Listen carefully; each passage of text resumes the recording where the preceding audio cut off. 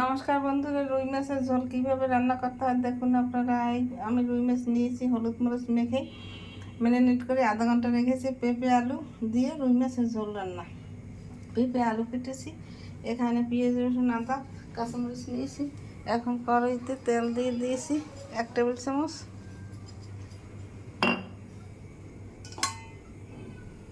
তেলের মধ্যে মাছ দিয়ে দিলাম।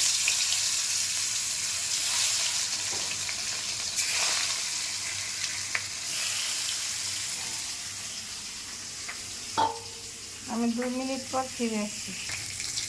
2 মিনিট পর ফিরে এসে মাছ ভাজা ফিরে দিয়ে দিয়েছি।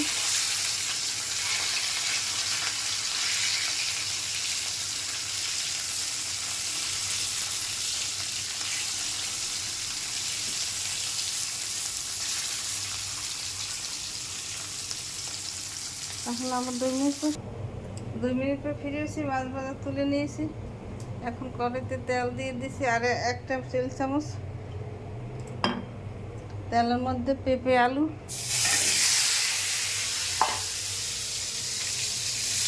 দিয়ে দিলাম।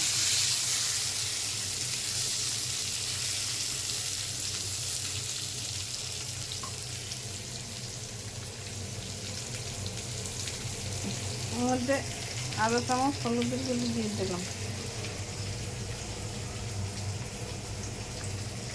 আধা চামচ লবণ দিয়ে দিলাম।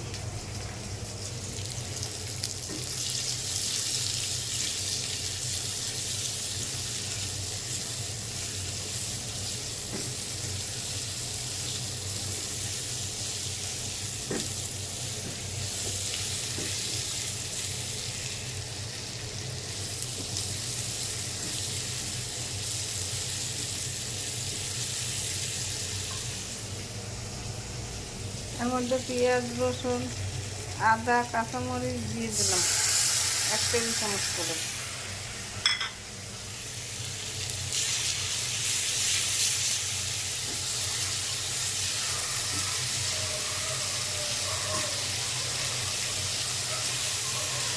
একটু ভাজা ভাজা হলে, বাদামি কালার হলে জল দিয়ে দেবো। 2 মিনিট পর ফিরে এসে আমার পেঁপে আলু ভাজা হয়ে গেছে মশলা দিয়ে। এখন মাছ দিয়ে দিলাম।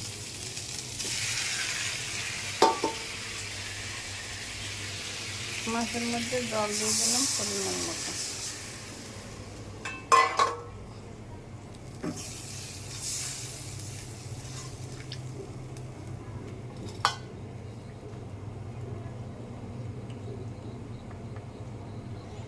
আধা চামচ হলুদের গুঁড়ি,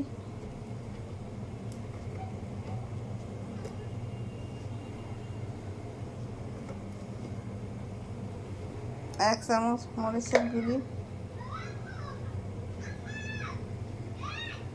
আধা চামচ জিরার গুঁড়ি, 1 চামচ ধনের গুঁড়ি,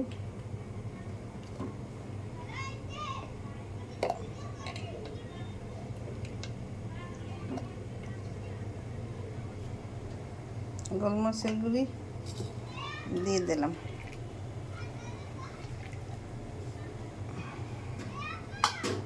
ঢাকনা দিয়ে ঢেকে দিলাম। 2 মিনিট পর ফিরে আসছি।